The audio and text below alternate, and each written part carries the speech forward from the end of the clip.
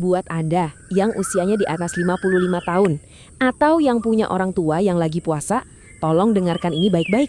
Karena satu kesalahan kecil aja pas milih menu sahur atau berbuka itu bisa berujung gawat darurat. Dan pemicunya sering banget datang dari makanan yang kita anggap sepele. Ini ada cerita nyata dari seorang bapak umurnya 68 tahun. Orangnya bugar banget. Taraweh nggak pernah absen. Malah dengan bangganya bilang ke dokter, "Saya mah kuat dok, puasa justru bikin badan enteng." Tapi sayangnya ceritanya nggak berakhir bahagia. Besok paginya sekitar jam setengah 10, bapak ini ditemukan pingsan. Tekanan darahnya anjlok, drop banget. Dan yang bikin panik, fungsi ginjalnya melonjak tajam. Ini kondisi medis darurat yang terjadi begitu aja. Waktu ditanya keluarganya semalam makan apa? Jawabannya, ya normal-normal aja, nggak ada yang aneh. Terus apa dong pemicunya? Nah jawabannya ini yang mengejutkan. Dan jangan-jangan ada juga di piring makan orang tua kita malam ini. Untuk bisa menjawab itu, kita harus paham satu hal yang paling mendasar. Tubuh lansia itu beda. Ini bukan soal niat atau soal kuat-kuatan ya, tapi ini soal fakta biologis yang nggak bisa kita lawan.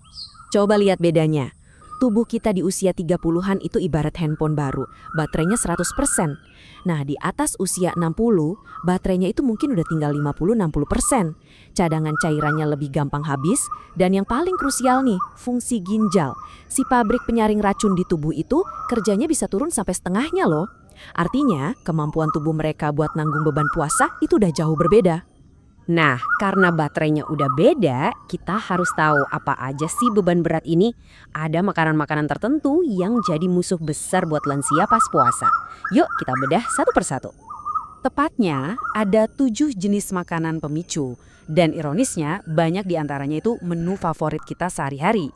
Menghindari 7 makanan ini bisa jadi pembeda antara puasa yang sehat dan puasa yang berakhir di UGD. Nomor 1, dan ini yang paling sering jadi biang keladi, makanan yang terlalu asin. Garam itu bayangin aja kayak spons, dia nyedot cairan keluar dari sel tubuh. Pas puasa, tubuh kita kan udah di mode hemat air, ditambah makanan asin, wah ini sama aja kayak maksa mesin yang udah panas buat kerja lebih keras lagi. Resiko dehidrasi dan tekanan darah tinggi jadi naik drastis. Kesalahan kedua, dan ini umum banget, balas dendam dengan yang manis-manis waktu berbuka. Buat tubuh lansia, gula yang masuk tiba-tiba dalam jumlah banyak, itu efeknya kayak sengatan listrik kecil. Bikin jantung berdebar, kepala pusing, bahkan bisa sampai pingsan. Ini alasan nomor 1 kenapa UGD sering kedatangan pasien lansia pas bulan Ramadan. Nomor 3, gorengan. Siapa sih yang nggak suka? Tapi lemak jenuh di gorengan itu bikin lambung kerja super lambat. Bayangin, perut yang udah kosong berjam-jam, tiba-tiba dikagetin sama makanan berat ini. Akibatnya, asam lambung bisa naik, nyeri ulu hati, bahkan sesak napas yang gejalanya mirip banget sama serangan jantung. Selanjutnya, makanan pedas dan bersantan kental. Dua hal ini buat lambung lansia yang sensitif itu ibarat nyiram bensin ke api. Gampang banget mengiritasi lambung, bisa memicu diare. Nah, diare ini bahaya banget karena bikin tubuh kehilangan lebih banyak cairan di saat lagi butuh-butuhnya. Dan ini 3 jebakan terakhir yang harus diwaspadai. 1. Makan nasi kebanyakan pas sahur.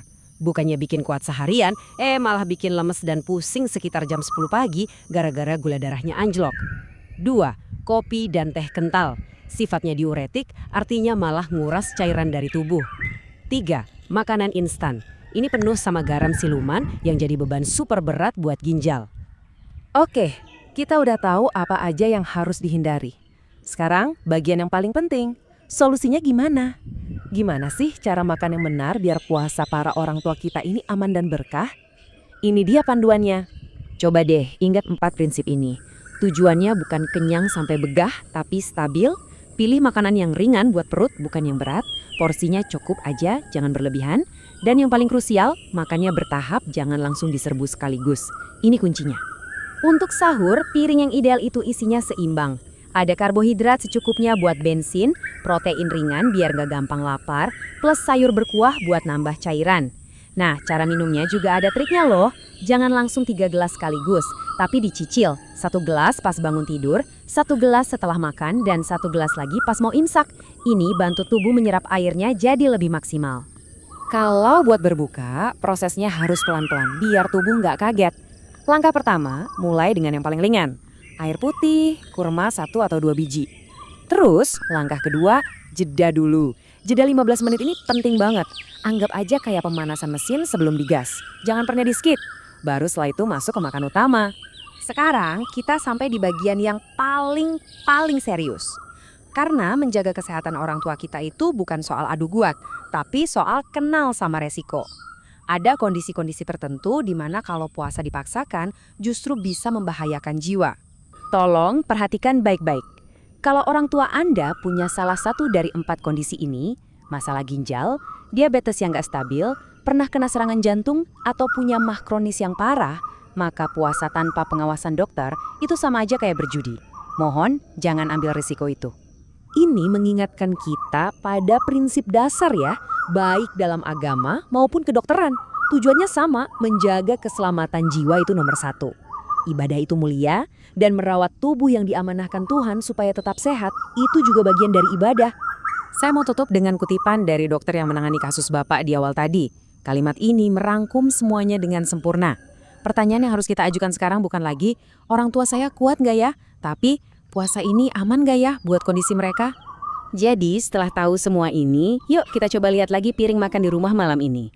Satu perubahan kecil aja, misalnya ganti ikan asin jadi ikan kukus, atau ganti teh manis pekat dengan air putih, itu bisa jadi pelindung buat orang yang kita sayangi. Pertanyaannya, perubahan kecil apa yang akan Anda lakukan buat keluarga mulai malam ini?